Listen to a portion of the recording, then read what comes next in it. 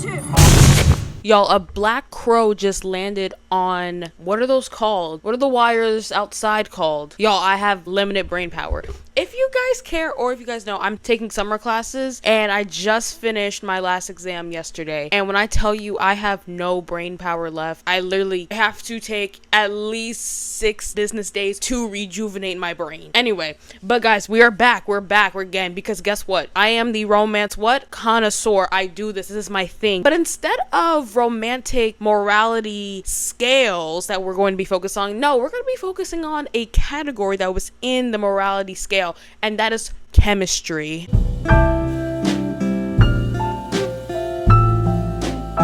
My phone is low battery and my computer, so we're just gonna see which one's gonna die first. Chemistry is the backbone of a romantic comedy. It's really the backbone of any movie ever made, I'm pretty sure, in my opinion. But various factors can go into casting a movie. Multiple rounds of testing different actors with different scenes, having one actor in mind, and seeing which other actor best fits the lead. Or maybe higher ups are telling you, Bob and Karen have to be in the film, period. No other discussion is needed. Anyways, in a rom-com, that's what we need. We need the chemistry to be good so we can have a good movie. That's what the entire movie is based on. Chemistry is also subjective, just like all my opinions in this video. So someone can see 2 actors having good chemistry and I might not see that same thing, vice versa. I think also chemistry depends on the type of movie we're watching. Like I said before, every single movie has some sort of chemistry in it. But are we going to see the same chemistry in a horror movie like we're going to see in a romance? Probably not. I don't know. Let's fact check that one. Google says chemistry is the complex emotional or physiological interaction between 2 people. The example they give is crazy, and I quote, "Their affair was triggered by intense sexual chemistry." Why is Google telling us this? Why is Google putting that into the atmosphere for someone to latch onto? That's not good. I don't like that. Per this definition, we're going to be seeing, is the chemistry present in the movie that we're going to be talking about today? If not, does it ruin the movie? Is the chemistry even good? Blank slate, bare minimum. Do they actually like each other? Am I going to cringe? We're going to be figuring that out. We're going to be deciphering that in today's video. What stemmed this idea was a family fair. Nicole Kidman's in it, Zac Efron, and Joey King. This is a pretty interesting combo of characters. If you know each actor from their respective roles, you would think, oh, that's actually interesting, and that's what made me want to watch it. Also, the fact that Zac Efron was in a rom-com. I thought this was his first rom-com that he was in, but 17 Again is considered a romantic comedy. I haven't seen it, nor did I even think that that movie would be a rom-com. I just thought it was a comedy movie, but this isn't his first rodeo. But let's get into it.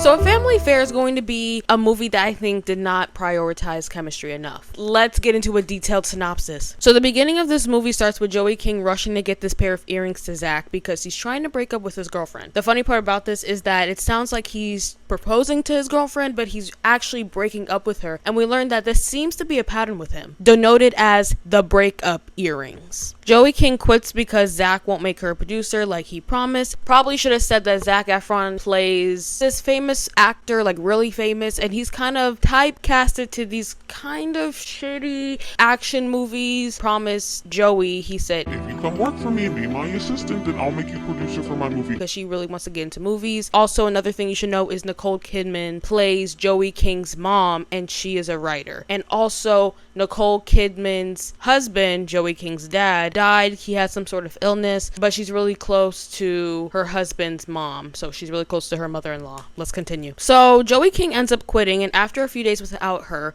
Zac comes to Joey's house to beg her to come work for him again. But instead of Joey, he sees, what? Nicole Kidman. After a few drinks and some deep personal convos, Nicole Kidman and Zac Efron start getting nasty, and Joey walks in on them doing that. She's obviously not happy, and Zac offers her job back, and Joey accepts it on the condition that he stops seeing his mom. What? He stopped seeing her mom. He agreed to this, but there wouldn't be a movie if he didn't lie. So Zac Efron and Nicole Kidman continue seeing each other, but in private. So Joey finds out they've been lying. She gets mad. Then some talks with her grandma. She's like, okay, you know what? I'm gonna let my mom be happy. Which, you know, I'll get into how I feel about how Zara's anger towards her mom and her boss dating, like, is valid. I'll get into that later. But yeah, so she finally comes to terms with it, and then guess what she finds? She finds the breakup earrings in Zac Efron's bag. Cause y'all, this whole movie was trying to tell her mom, this is what he does, like he's gonna break up with you, like he runs through women, and she's just like, no, she's just like not hearing it. And then once Joey's like, mom, guess what I found? The breakup earring. She's like, how could you? Get out of my house. And then to Joey, she's like, why would you do it like that? And now she's mad at the daughter. I'm like, girl, you shouldn't have even been dating her boss in the first place. Like, he was treating her so bad and you still date him. And also, y'all, this is another stupid, maybe not necessary point in the movie, but I feel like I'm literally screaming into the mic. I'm so sorry if I've been screaming this whole time. But remember when I told you that Nicole Kidman is a writer and Zac Efron's in these like really kind of shitty action adventure movies? There's this whole like side plot of them trying to rewrite the script so it's a better movie. So Joey was going to have one of her writer friends rewrite the script, and so she can get kind of like the credits for it and like say like, hey, like I made the movie better. Guess who Zac gets to rewrite the script? Nicole Kidman. I would be pissed. And she's like, Joey, I didn't know that you were picking up where I left off. Nicole, she's mad at Zac Efron and Joey. Joey realizes, oh my god, I'm such a shitty daughter, and she gets them back together, and now they're together. So you might be saying, what's the issue with the movie then? A lot of people were saying that they didn't really feel the chemistry, and I have to say, when this movie first came out, I was like, Nicole Kidman and Zac Efron, interesting. I didn't know this until after I did my research, but they actually played a couple before in a movie called The Change in Location. A lot went wrong. Guys, I was actually in the movie Twister, because why was there a... Twister is about a tornado, but it was thundering and lightning outside. Literally thought the house was gonna break in half, but we're back. But you guys get to see the sunset. So anyway, they were in a movie together called Paperboy. So prior to me knowing that, honestly, that still doesn't do anything for me, because I'm just like, okay, maybe you had better chemistry in that movie than you do here. So I felt like Nicole Kidman and Zac Efron in a rom-com movie was kind of like a random pairing. This is different, and this feels random as well. And as I watched the movie, I didn't really see the passionate and admiration that they were trying to convey, because towards the end of the movie, you can tell, like, it's supposed to be this, we are so in love with each other, we are so connected, we need to be together, but I just didn't feel that way. I was just like, this might be lust, and this is why I say that. Remember when I told you that Nicole Kidman's husband died from an illness? Prior to him having this illness, he was going to divorce Nicole Kidman. He got his diagnosis, and then they just kind of just never talked about the divorce anymore, and she stuck it through with him. She is a brave soldier. Since her husband passed, she has never been in a relationship. She has never tried to be in a relationship. And so she was trying to make this point of, my husband died, I've never been in a relationship since then, and now I find love with Zac Efron. Like, why is this such an issue for you? This is my end all be all. And my issue was just, girl, this is your first relationship since your husband died. Like, at most, this is a rebound. Like, I'm sorry, like, that's what it felt like. It felt like, hey, you shouldn't be fighting your daughter on this. And she even says in the movie that she hasn't felt this way, speaking about Zac, since Joey's father. Now, this could be very real. I'm not trying to invalidate her feelings. I'm really not, even though that sounds like what I'm trying to do. But I'm just saying, like it has to be this guy. I also want to make note that I know this movie kind of opens the door for older women getting with a younger man, and it kind of flips how older men get with younger women usually, not trying to shit on it and take away its meaning and the topics that it's opening up for conversation. You haven't had any action, and now all of a sudden you're dating this shitty guy that your daughter does not like. She told you multiple times she doesn't like him, and he's your end all be all. Like, girl, come on. This feels like a rebound. You literally like got drunk, had sex, and you're just like, we can't see each other. And the things that they were connecting on, like, I couldn't even tell you what they're connecting on. I don't even remember. I don't know what they were talking about. And they had this montage of them at the beach, them playing chess. I don't fucking know or care, but it didn't feel like, oh my god, they need to be together. It felt like they just stuck big name actors in a movie and was just like, be in a relationship. You're going And the movie that they were even in previously, Paperboy, that wasn't a rom-com. That was something completely different, and they had I don't even know if I can call it a relationship. I just saw them having sex in the trailer, and I was just like, this is completely different than a family affair. So I can't even compare the two. Their whole relationship just felt manufactured from like when they were first starting to get to know each other, when they're intimate with each other, their conversations. It just feels like they're reading lines. You know what I mean? It doesn't feel like they're meaning what they're saying. If Nicole Kidman's character had failed attempts at relationships since her husband dying, I would believe the Zac Efron is her one and only chance at love, and that's like why this love is so great to her. But you're literally diving in a pool and you don't know how to swim. That's what it feels like, and it didn't feel right in my brain. Here's a scene from The Greatest Showman when Zac Efron was with Zendaya, and basically this was during a time where people were still giving black people the side eye. Zendaya and Zac, they were together, and his family did not approve because racist. And this is a scene where I think their chemistry really shines.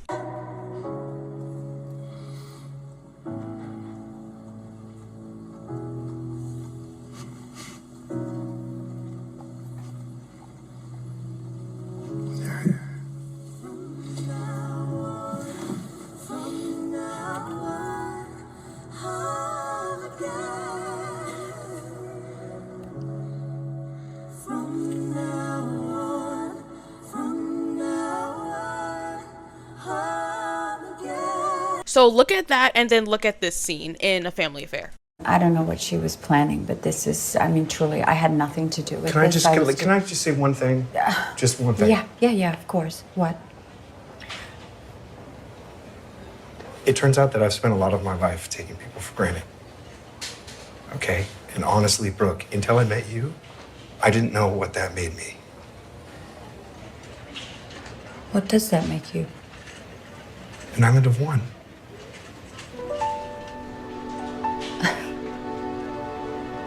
I don't want to be an island of one, Brooke. I just don't have the infrastructure for that.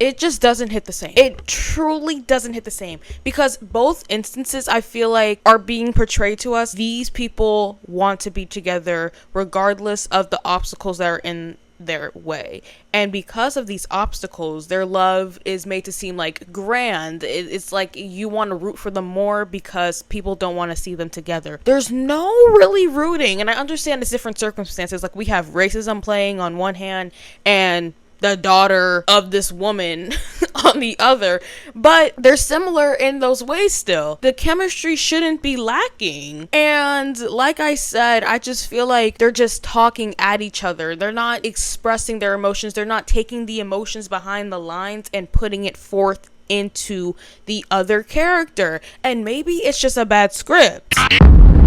Different discussion though. Now we're gonna go into my Chandler's chemistry scale. Let's get into it. My chemistry scale, we're not doing it out of stars this time. It's going to be a yes or a no. Yes is +1, yes is 0.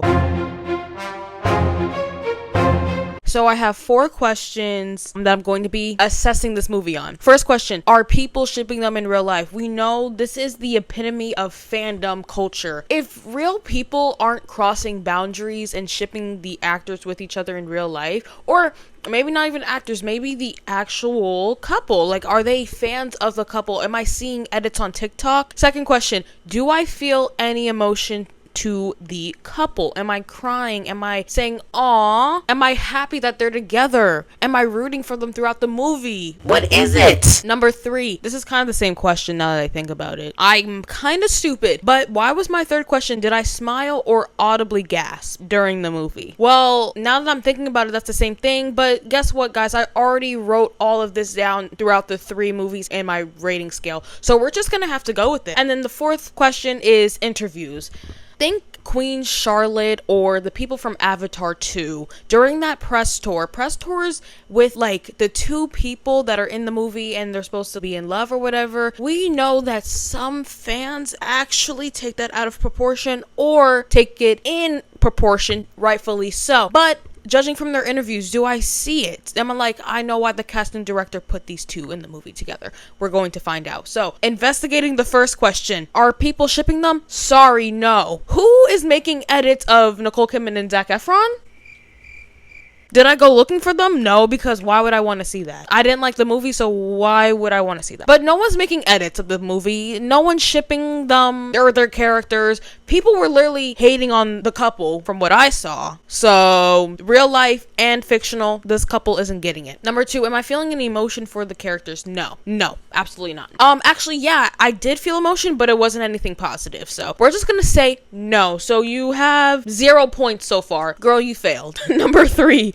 Did I smile or say aw anytime during the movie? I actually did. This is a surprise. This is a slap to the face. Zac Efron came over for Christmas at Nicole and Joey's grandma's house. He gave Nicole this really, really cute gift, bound up book of all of her scripts or all her movies. What? Any like piece of writing she's done, it was all bound up into this book, and he gave it to her. I was just like, that is so thoughtful, that is so beautiful. But then later we see that he had the breakup earrings in his duffel bag, and that's when Joey showed the mom, and it was just like, what the fuck is this? And then he had some excuse like, I was gonna give you the earrings, but like I wasn't gonna. Zach, we don't care. Interviews. So I'm gonna give this a maybe. So I put 0.5 on this one because from the interviews they just seem professional. Now, am I expecting them to be all over each other, kissing, doing X, Y, and Z?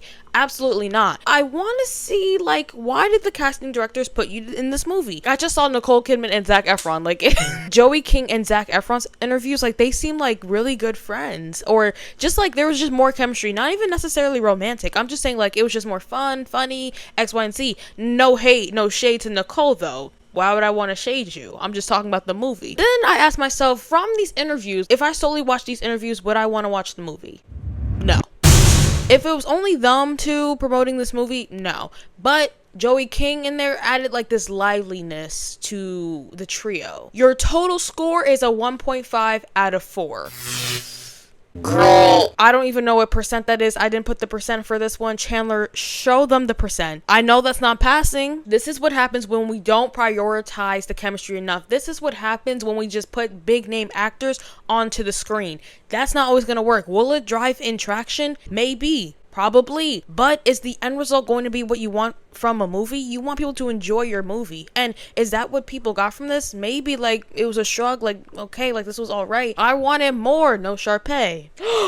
No Sharpay. Troy Bolton, Zac Efron, High School Musical. But on to the next movie. Second movie. So I have a second category for the chemistry spectrum that I think these rom-coms are portraying to us. And this is when rom-coms prioritize the chemistry too much. And for this example, we have Anyone But You.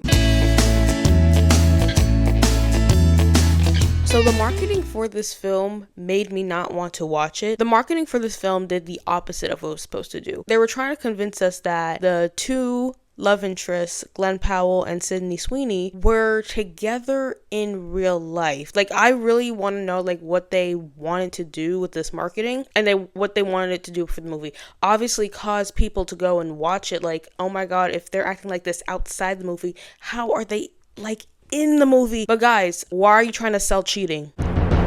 That's weird. So for that reason, when all this was coming out, I didn't watch it. I didn't want to watch it. I had no interest. You lost me. Because whoever's idea this was, you guys were trying to convince us that you had so much chemistry to the extent of cheating on your partners. Like, is the movie that bad that you have to do that? But getting into what this movie is about, we have Ben played by Glenn Powell and B played by Sydney Sweeney, and they meet at this coffee shop where she's trying to go to the bathroom, but they're not letting her go to the bathroom unless she pays for something, and the line is like 20 hours long. Glenn says that B, oops, see, this is gonna be so annoying. Should I say Ben or B? Ben says that B is with him, they're together, and this allows her to go to the bathroom. When she's in the bathroom, oh my gosh, she's so quirky and clumsy. The sink water lands on her jeans, and now it looks like she peed herself, so now she's trying to dry her pants, trying to cosplay as an acrobat. Yeah, that's that scene. And then after she gets out of the bathroom, she gets her coffee from Ben, and then B's like, are you gonna ask me out now? They like hang out for the whole day. They go back to his apartment, they're making grilled cheese, they talk on the couch, and then she sleeps over. Nothing happens beyond just talking. She slips out in the morning, like literally just leaves for, like, we don't know why she's leaving. She leaves. We see that she's on the phone with her friend. She's just like, yeah, I had this great time with this guy. I slept over. And then she's like, wait, I don't know why I left. And then she's running back to Ben's house. Ben's awake at this point. He actually sees her leave and he doesn't say anything. He's just like pretending he's still asleep, but like knows that she's leaving. So you're not gonna ask, what's up, Ben? So then his friend comes up from somewhere. His friend comes into the picture and he's like, girl that you told me, like, she slept over. Like, where is she at? Like, how did it go? Ben's like, she's nothing to me. She's a disaster. Mind you, B is hearing this. So this is embarrassing for everyone because it's just like, why did B leave? And then why did Ben say all that shit? I get it, like, she left, but you were up when she left. Why didn't you ask her, why are you leaving? What was it, 6 months, 2 months? Some sort of time of months passed. And we find out that B's sister is getting married to Ben's childhood friend's sister. I guess she's also his childhood friend. But yeah, they're getting married and they see each other in this bar. And it's like all of them are together. They kind of have this little like face off, just like riffing each other. They obviously have some sort of hostility towards each other. So because of their situation, B's sister and Ben's childhood friend, they're getting engaged. This forces them to be proximal to each other. So we're going to have some close proximity, forced proximity going on in this movie. This forced proximity also causes them to start fake dating each other because everyone knows that they had this one night where like it was like really great and then now they just hate each other. Everyone knows this information. So B's parents actually invite her ex-fiance to the wedding that's going on, right? Also, the wedding is a destination wedding. It's happening in Australia. So they invite the ex-fiance to Australia. And then also, Ben has this girl he used to talk to. And I think that girl is his childhood friend's friend. Anyway, so there's a girl that he used to talk to, but she has a boyfriend and Ben is trying to win her back. So the two of them are like, okay, let's start fake dating so I can get my parents off my back so they can like stop like trying to get me and my ex-fiance back together. Ben's reasoning for fake dating is so he can make the girl he used to talk to jealous. So we spend a pretty good amount of the movie fake dating, and there are some moments where they like kind of cross the line and then we're supposed to be like, is this real? Is this fake? Like, what's going on? They eventually get nasty, kinky, and freaky, and after they do it, also that scene was crazy. So after they do that, they're in bed cuddling, whatever, and Sydney's like, I don't know what's real or fake anymore. why would she say that? Ben obviously like, what do you mean? Like, we just got nasty, kinky, and freaky and I bent you backwards and now you're saying you don't know what's real or fake anymore? Like, huh? So he leaves and then Sydney sees him leave and she's just like, what? Like, y'all have to stop leaving and just watching the other person leave and then you're both confused and mad at each other. Like, huh? They have this break up where it's like real in the sense that they actually hate each other, and then it's also like they're showing everyone else that they broke up, and then Sydney's like, oh yeah, we like weren't even really dating, we were just trying to like appease all of you and like get us to leave us alone. Like they were dating for their own reasons, whatever. They get back together, he does this grand gesture and they're back together. I also do have some live footage of me reacting to this movie, so Chandler, insert that in right now. Hey guys, I'm watching Anyone But You right now. I'm just gonna film little clips of me watching it so you can get my real inside reaction. Let's get it! Why is she sitting on his lap and how did she get there? She fell asleep in his arms. That's so... Y'all, I hate to say it, but he's already kind of eating. This movie is already kind of eating. What the fuck? Now, I've seen this, like, conflict before where it's like, why did she leave? But then also, why did he say that she was a disaster? Like, there's no need for him to say that. Like...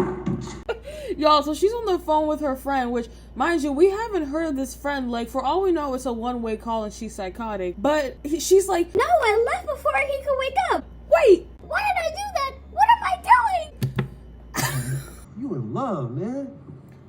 what? My boy's in love. Fuck that. I couldn't get her out of here fast enough. This girl's a disaster. Why did he say that? She's not, girl. Fuck this. And I would be mad if I was Sydney too. Like, if anything, oh, this is my song though. Okay, guys, I think Sydney has more of a reason to be upset because how are you blatantly gonna call me a disaster and that you couldn't get me out there fast enough, and I'm not. Oh, so I'm actually gonna buy a gun and end your life with it. Y'all, no way. So we do have a revisiting character from the last video, Dermot Mulroney. He's in Anyone But You. See, he's trying to get a redemption arc from me. I see that now, and we'll see if he gains that. Y'all, this movie is so ridiculous, but it's funny. Why are they doing this? First of all, no one's paying attention to them, and they have their hands in each other's butts. Like, what? Kinky. God damn it. Were they not watching this whole time? Girl. Yeah, I don't think nobody was watching when you were doing butt play. Sorry. Oh my god, I'm seeing booty. Why did he take off his shorts and shirt? Fully naked?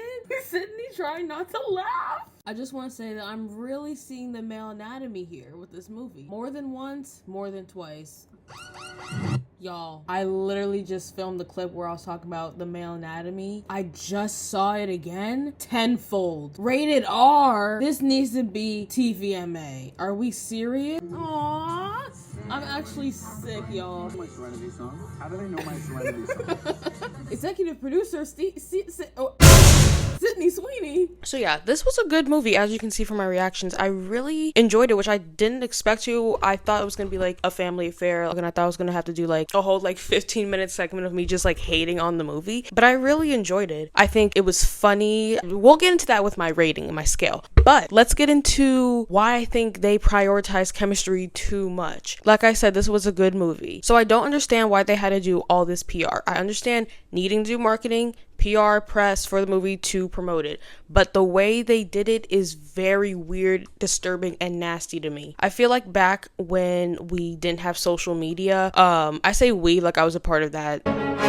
I feel like back when social media wasn't as prevalent as it is now, like to the point of where we can see people's personal lives. We know if they have partners or not for the most part. If two actors were trying to sell that they were a couple and they had partners and we didn't have social media like we do now, and like it wasn't so like invasive into celebrities' lives, then like this could have worked. If we didn't know that Glenn had a girlfriend and Sydney had a fiance, this would have worked. But because we know that, it's public knowledge, they've acknowledged it themselves. Why would we believe that you are a couple? And not even that, like why would we think positively of you guys acting like this and y'all are in couples? Maybe that was the point. Maybe they just said, hey, we actually don't care. We know that the public knows that you guys have partners, but we're going to tickle their feathers and y'all are gonna pretend you're cheating. Why would we like that? Like I seriously like want to talk to the person that thought that was a good idea. Hey guys, so I just wanted to do a disclaimer so my words aren't misconstrued. So first of all, I know that Glenn and Sydney, they are actors, okay? And I know that this press tour was quote unquote acting and we shouldn't be surprised by it. But my issue with this is the fact that it went on to the point of people attacking Gigi, that's the name of his ex-girlfriend, and just like the damage that it did for what? The movie is good by itself. They didn't need to do all this. And I feel like once it got to the point where it's just like it got out of control, like why wouldn't y'all be like, and I understand there's like a lot of things that can go into this. Maybe like they can't say like, oh, we're faking it until like the movie came out. But I'm just saying like I feel like this shouldn't have even been done, period, because it caused more damage than it did good, I feel like. And maybe people see this as it still got people to talk about our movie and talk about us, and maybe that's good. But this is just my opinions. Yeah. And then Glenn and his girlfriend ended up breaking up. I'm just like, what is that about? Is that fake or real? Like, why am I questioning these things? Like, let me watch the movie. I hate that. So here are some examples from their press tour where it was just very side-eye, very questionable. You guys are really disgusting and nasty. Toss it. Oh my, off the camera? It was under the lens. Okay, wait, it's my turn. Why does this rom-com need this level of press? Like, what? And here are some examples from the movie to show that they very much did not need to do all that and that these two actors had chemistry. Oh, hey, they're here. All right, everybody, wheels up.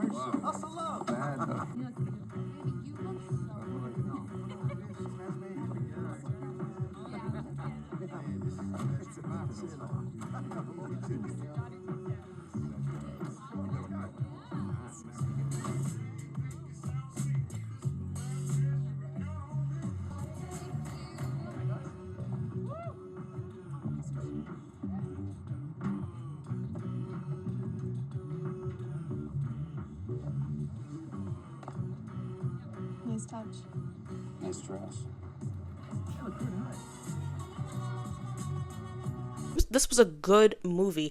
I believe that these two, they had parts where they like, you know, like hated each other, and that dialogue was good. Their physical chemistry was good. The banter was good. Their little like, Glenn didn't really have like a side plot. Ben was just there. But B, like she had her lawyer thing. I think it was a good ensemble cast. It wasn't just them two. It was good. It felt like an older rom-com. By older, I just mean like the 2000s, maybe like 2010s rom-coms that are like good and staples in the genre. Along with them publicly acknowledging that they had partners while still doing this fake imposter cheating shit, Sydney was like, my fiance is the producer on this film. So essentially, like, why would I cheat, like, in front of my fiance? I don't know, Sydney. Like, why would you? Like, I don't know. Like, tell me. I'm asking the same question. Some might say this is good press, bad press is just press. But at what point is like too far? This is being at the expense of your partner and also your reputation. Like, I feel like I'm the only one maybe taking this seriously, but genuinely, like, I was just like so mad. If I was in like the fiance's shoes or even Glenn's girlfriend, I would be mad. I would be like, I understand you have to like your co-star in a way. You have to, like, when you're selling the movie, you know, you can't just be like throughout the press. Like, I understand you guys have to be friends at least, or like appear as friends, but like, the extra stuff, like, why are you hanging out with his family? Huh? Why in between takes are you dipping her? I understand most likely they're like, hey, I'm doing this is for the movie, whatever. The fiance, he's a producer on the movie. He most likely knew about it. I understand it's not like it was a secret from the partners, but it's just like, it would just be too much for me. I couldn't do it. Oh my God. And this goes into another conversation where it's just like the fans are also just crazy. I remember mentioned really early in the video about interviews, and I mentioned Queen Charlotte. People were shipping the two characters so bad and like dissecting each part of their interview. And I'm not going to lie, there were some photos and just videos from that press tour that is just like side eye. Why are you acting this way? You're too friendly. We get it. You're overdoing it. I feel like they had a part in it too, but also the fans as well. They dissect every little thing that they do, and they're like, oh my God, they're in love. It's like, no, they're co-stars and they have partners, or at least one of them has a partner. And I think that's also why for Bridgerton season 3, Luke and Nicola, they were like doing their press tour. I'm not sure if people were shipping them. I can't 100% back that up, but I know that people were doing the edits and stuff like that. And then I think as soon as something dropped, I don't remember if it was part 1 or part 2, but as soon as like one of those dropped, Luke was seen like going out to dinner with his girlfriend, and everyone was just like, well, he ruined it. What do you mean he ruined it? Did he ruin the fantasy of like him and Nicola actually being together? What did he ruin? Like, this is his girlfriend. Huh? What? And I say all that to say, I don't even know why I started talking about that. Oh, yeah, the fans play a part in it. And I feel like the fans at some point also become a part of the relationship, because you see all these fans shipping your partner with another person that they worked with. And it's just like, okay, guys, like, he has a girlfriend and it's me. I would go insane. That's why that girl that Olympic guy, the pommel horse guy, the girlfriend is like making all these like edits with him and her being like, guys, y'all are fanning girling over him, but guess who he is? Mine. Thank you. That's why she's doing it, because people are crazy and they overstep boundaries. And I feel like it feels like Glenn and Sydney were the fans in the situation and overset the boundaries. They were like what we wanted, or I don't want to be put into this, but it's what fans want from people like Nicola and Luke, the people from Queen Charlotte, the people from Avatar. They were what the fans want the co-stars to be, like all on each other, romantic, stuff like that. And once we got it, or once I saw that happen, I'm just like, that's weird. That shouldn't be a thing. Like, just be professional. Please, just be professional at this point. No. Like, I don't want you guys crossing the line. Overall, this was a good romantic comedy. Like, I can't lie. I laughed. I almost cried. I was saying aw. It was a good time. And I might rewatch it. But let's get into the chemistry scale. Y'all, it is so hot in my room. I have to turn off like any air conditioner fan, because it's gonna mess up the audio. I'm literally sweating. Can you tell?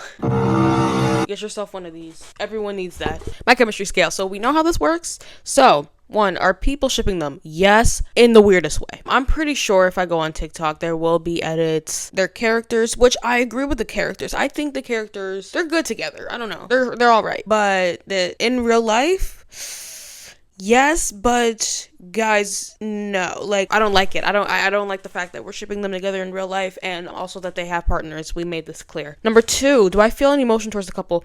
Yes, I like them together. They bounced off each other pretty well, and I was also surprised by the emotion showed by Sydney. From the clips that I saw of her before the movie came out, she seemed very monotone, but like once I watched the movie, she had the quintessential like klutzy, clumsy, quirky. Was she quirky? I don't think she was quirky. But like the all over the place female main character in a rom-com. Did I smile or audibly say on during the movie? Yes, you can see it in the clips that I took. This was such a feel-good movie. I did not expect that from this movie. To like really have enjoyed it. And then for interviews, guys, we already know. You can actually see me getting more sweatier as this video goes on. But yeah, for the interviews, I already showed you guys the clips, and I almost want to double the points for the interview portion, but I'm not. But when thinking of the interviews before the movie even came out, when they were doing the press tour, the video that they were standing next to each other answering questions and they were looking in each other's eyes like they were soulmates. I'm just like, what the fuck is going on? A perfect date would be, I don't know. Somewhere outside. Yes. No, a perfect date, I think, would be some good food, some good laughter, and just a quiet, peaceful place. I don't know. Yeah. Everywhere we went in Australia, we like went out with everybody, but it's like there's not one spot. You just stumble into all these date spots. Right on the beach. We were living on Bondi, shooting on the cliffs. It was amazing. Yeah, it was amazing. Like, genuinely, like, before, like, I even knew that they had partners, I saw that clip, and I was just like, what is this? Like, I wasn't just like, oh my god, this is so cute. No. What are they doing? Why are they standing there just being like, and so flirty? What is this? I don't like that. So your total's going to be a 4 out of 4. You got 100%. You passed, but at what cost? I feel like you cheated. And I'm actually going to email you, and I'm going to email the dean and be like, so you're actually going to be evaluated for cheating in my class because the fuck? On to the next movie. This is what happens when we prioritize the chemistry too much. See, A Family Fair and Anyone But You, you're not learning. You're not grasping. And our last movie is going to take both of those movies and create a mix that's just enough of having chemistry, but also not quite literally trying to sell the audience cheating from your actors. What are you on? And Anyone But You are a really great movie. I really enjoyed it, but the promotion, no. Why did you think that was okay, and why would you think that's something that I would want to partake in? What do you guys think? Do you guys think like the promotion was justified? Just like, oh, they're just trying to sell it. They're just trying to sell the movie. Or do you think it's just like, what are you doing? Be normal. Just be friendly and play with puppies on BuzzFeed. Like, huh? On to the next movie, actually. We are back for the third movie. Also, guys, ignore the fact that my eyebrows look like 2 different shades. Ew. That's really weird. I don't know if it was the lighting or just how my eyebrows were looking. This is getting weird. So for a movie that I think is just right, no Goldilocks, is going to be Love, Rosie.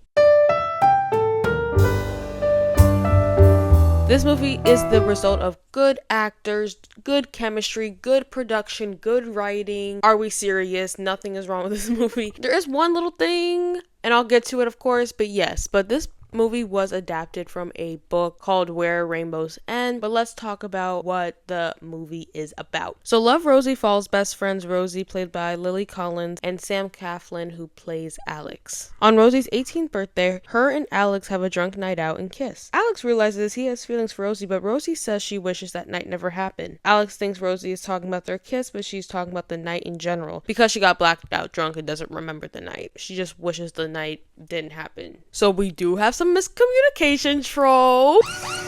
Let's continue. Prom rolls around and Rosie ends up getting pregnant. Rosie stays in her small town and is taking care of her baby while Alex goes off to America for school. The film then has many time jumps where sometimes Alex is in a relationship or Rosie is in a relationship, and the two's chemistry and attraction for each other is rising but can't really go anywhere because of the predicaments they're in. What I really like about this movie is we get to see their relationship build. Alex obviously has these feelings from when they kissed on her 18th birthday, and Rosie's feelings are blossoming over the years. Some might say this is miscommunication served on a platter, but I think it's a little more than that. Alex and Rosie are living their lives and letting life happen to them at the same time. Meaning, yes, one of them is going to be in a relationship and the other isn't. They're going to have arguments and not talk for a bit. They both have responsibilities and are only interacting at certain points in their lives. So it's only natural that we and they are going to find themselves in different situations and scenarios while balancing this friendship that they both know they have that is also teetering on something more. The two of them don't even get together until the end of the movie, but throughout the movie we do get plenty of romantic and, if not romantic, emotional moments that isn't as direct as a kiss or something like that. A lot of this movie involves show not tell, and we see that in a scene where Rosie's dad passes away and Alex comes to comfort her at the funeral.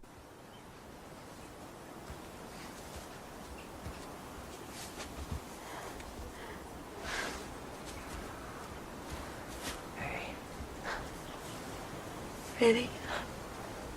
Yeah.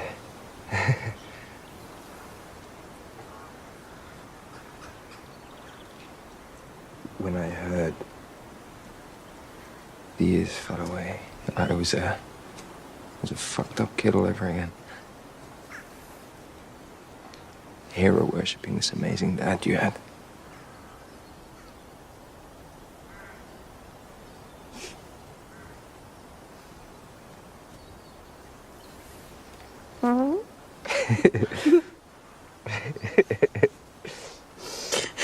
Sorry.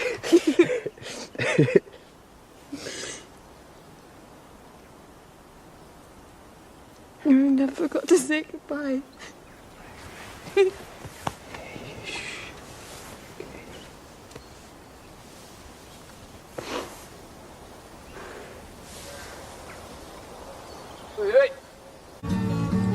happy with? Did you see when she was hugging Alex, the close-up? We saw the wedding ring when she was hugging Alex, and guess what? The wedding ring doesn't even belong to Alex. No, she has a husband. That's not Alex. And I think this is another example of show not tell, because we see in the scene that he comes over and he's making her laugh, and it's more deep and emotional. She starts crying and then he is comforting her. Like her husband can't even comfort her. Her husband can't even do the things that Alex is doing. She needs to divorce him immediately. On the surface, we see that Alex is being a friend in the situation. He's being a shoulder for Rosie to cry on, someone to lean on in this difficult time. But deep down, we're seeing that this is another example throughout the movie that Alex is her person. Like, not even her husband at this time can even make her feel better. And the movie is giving multiple examples of how Alex and Rosie are each other's person, but it's just literally different circumstances in their life that are keeping them apart. She literally has a husband, and then once that ends, then he has a baby on the way. It's just like, what? They keep missing each other. Another example I want to show is this rooftop scene. So Rosie's daughter's friend kisses her and her daughter runs away. So then Rosie and Alex try and find Rosie's daughter. Mind you, this is happening at Alex's wedding to another woman. We'll get to that. But yeah, so they go and find her, and then Alex starts giving her advice, and this is that scene. Katie, that'd be a big mistake. Look, if you reject him now, he's gonna make it his life's mission to go out there and meet the most perfect, beautiful girl in the world just to try and get over you. He'll end up marrying this other woman and spending the rest of his life with her. And, he'll tell himself that she's perfect. He really must be happy. But she won't be you. But you two never actually kissed. Did you? Of course not.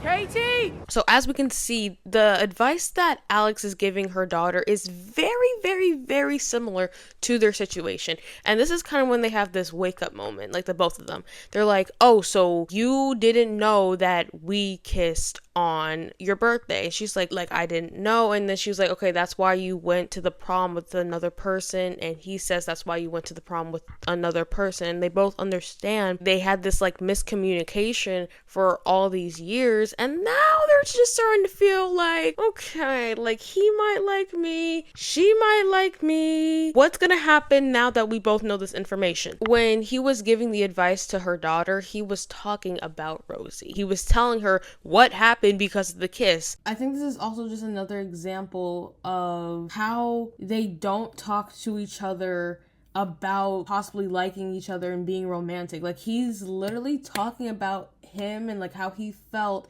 at that time, saying, I thought you were rejecting me. He's telling that to her daughter about the daughter's situation. He's not even like saying, hey, this is what happened to me. Like, girl, never ever direct. That he felt like she rejected him, so he went on to find other people that he deemed were like perfect, or just trying to find someone better than Rosie so he can get over Rosie rejecting him. Now, Rosie's wedding speech, I feel like I would be doing a disservice. This wouldn't be me if I didn't play devil's advocate, and I can't just like let this go because I have a bias of the movie. So during the wedding, this is before the Rosie's daughter friend kiss happens, so she runs into this wedding. Rosie is actually the best man in Alex's wedding, and she has the speech, of course. So during the speech, which I'll play it. Well, you know when people say that they were so drunk that the whole night is a blank, and you always go, no way, not possible.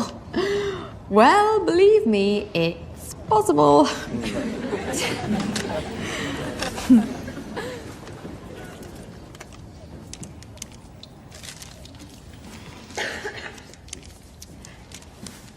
Choosing the person that you want to share your life with is one of the most important decisions any of us makes. Ever. Because when it's wrong, it turns your life to grey. And sometimes you don't even notice until you wake up one morning and realize years have gone by. We both know about that one, Alex. Your friendship has brought glorious technicolor to my life. It's been there even in the darkest of times. And I am the luckiest person alive for that gift. I hope I didn't take it for granted. I think maybe I did. Because sometimes you don't see that the best thing that's ever happened to you is sitting there, right under your nose. But that's fine too. It really is. Because I've realized that no matter where you are, or what you're doing, or who you're with, I will always, honestly, truly, completely love you.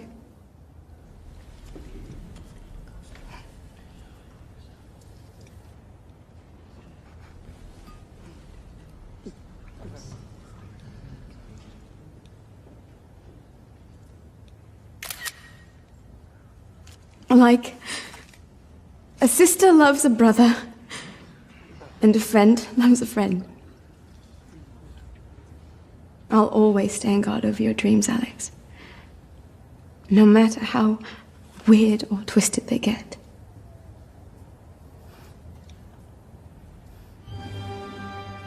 So, please, everybody, join me in a toast to the bride and groom. So you can hear she says, I will always be deeply, madly, whatever she says, in love with you. His wife is sitting right next to him. Rosie. Please, I can't endorse this behavior. This is going against my morality. I already did a morality video. I should have included you in this. You slipped my mind. I forgot you did this in front of his wife. So yes, so that I don't approve, obviously. And then when they're leaving for the airport, their hug is very just intense. Like, you can feel the emotion from their hug. His wife is right next to him. but not too much because the wife cheated on Alex, had a baby with another man, and claimed it was Alex's. But I feel like it's literally the little things that they do that kind of just elevate their relationship, like their little laughs in between the things they say, their jokes, the way they look at each other. It's just a beautiful thing to watch on screen, and it feels like a book being brought to life. It's almost like this movie was adapted from a book.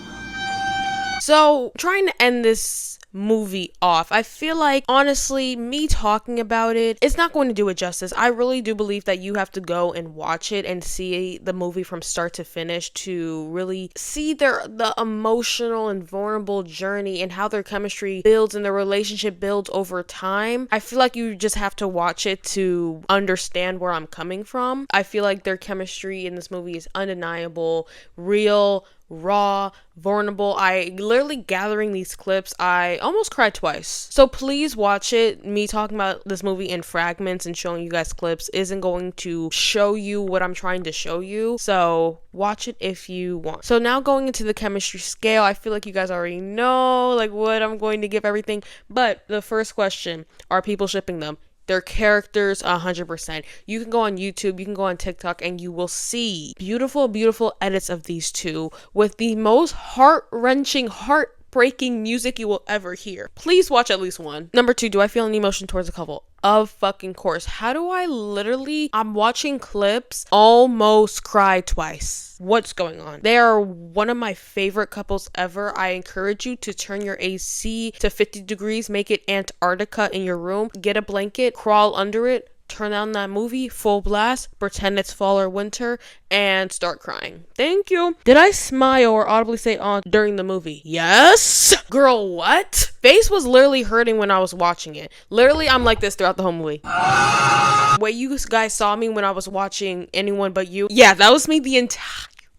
And then, of course, I was like, you know, rolling my eyes, frustrated, gasping because of just the events that went down in this movie. And the last one, interviews. I watched a couple of the interviews for this movie, and I'm going to say, yes, you can see the chemistry, but it wasn't anything crazy. I feel like no boundaries were overstepped. If you watch the interviews, it just feels like they're just friends talking about the movie, answering the questions, and yeah. Do I have a bias? Maybe, but like looking at it, no, like, sorry, like I don't see anything wrong with the interviews. There was one interview where they started talking about his wife, and people in the comments were like, anyone feel the interview get awkward after they brought up his wife? What are you saying? You're literally reading into this. I am the one that is playing devil's advocate. Did you see the section on Anyone But You? But nothing was going on like between them. Like, stop before I actually hack into your computer and wipe your entire file. But yes, so in total this movie's going to get a 4 out of 4 for me. 100%. You passed with flying colors. You did not cheat. I will not be reporting you to the dean. Literally, y'all, a family affair could never. A family affair could never touch this movie. Thank you. I'm back. So I didn't do my ranking, like my final ranking. Brain is literally fried. But we have no chemistry. We have a family affair. Then at too much chemistry, we have Anybody But You. And in the middle, perfect as it should be, we have Love, Rosie. Tell me if you agree with this. Am I stupid? Am I dumb? Let me know. But that's going to be the end for this video. I hope you guys enjoyed it. I feel like this is 8 centuries long. I haven't put all the clips together, but if you guys stay to the end, Lord have mercy, God bless you. This is crazy. This is actual labor. This is physical labor that you're doing watching this video in its entirety, or even just a segment of it. Thank you for watching. If you guys have any ideas for any more videos like this, comment them down below, and I will see you guys in the next one.